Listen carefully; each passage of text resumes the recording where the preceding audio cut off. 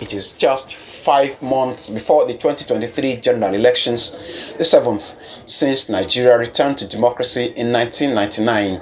Not a few Nigerians believe that the 23 years of the country's return to democracy have failed to establish a strong system that promotes equal social rights and opportunity for all. That has given room to cynicism and despair about the political process and governance. But another election period is here, with campaigns billed to start soon and politicians expected to crisscross the country seeking the people's votes. Some of the 18 registered political parties will be competing for the presidential office.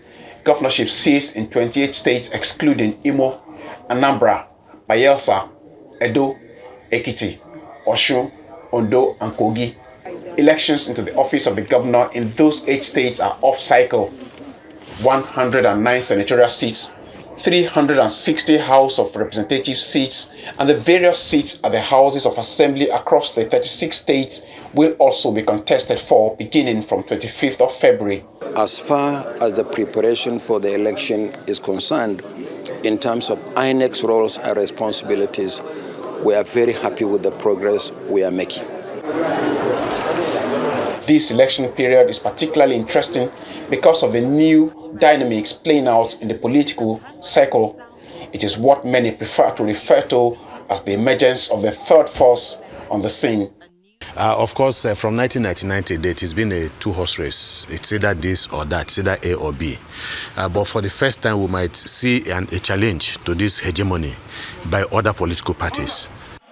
I refer myself as a unifier. The process leading here, especially within the ranks of the political class across the divide, as usual, has been acrimonious.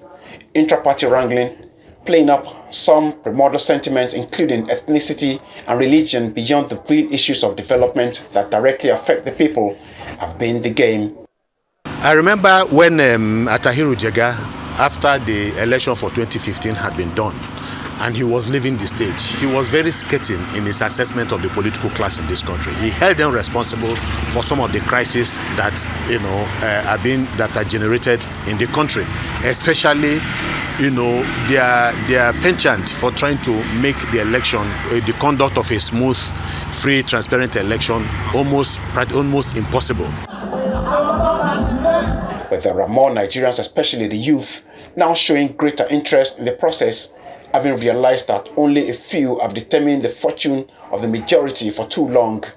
By the socio-economic political contradictions in the country, a lot of younger people are beginning to ask questions. Even the old people are totally unsatisfied with the status quo, and they want a change. And part of that change is to make demands on the political class.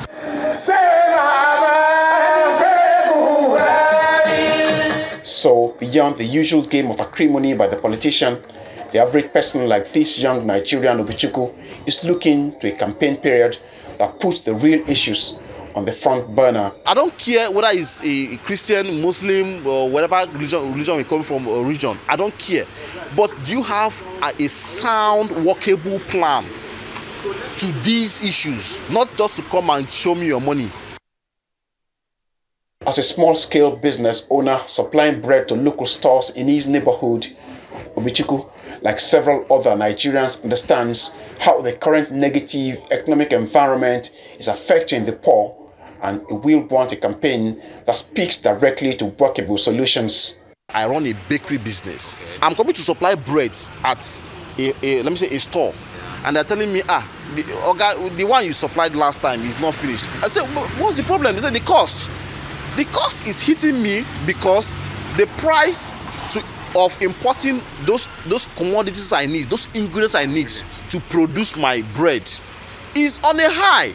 The flour started from 13,000 per bag to over 30,000 naira per bag. It's unheard of. Sugar, the same thing. Sugar was going for less than 10,000 naira per bag. Now it's over 30,000 naira per bag. And I should not increase my price of bread. So I'm running at a loss because I keep producing to feed only the rich who can afford it. Others, like this lady, have become so disillusioned with the whole process that they are not convinced that the 2023 elections will bring about any significant change that can establish a proper social order. Honestly speaking, there is none of them. None of these ones we are going to vote for will deliver Nigeria. Nigeria is in a messy, very, very, very messy state. And whoever is going to be here should be somebody who had not even eaten with them at that table.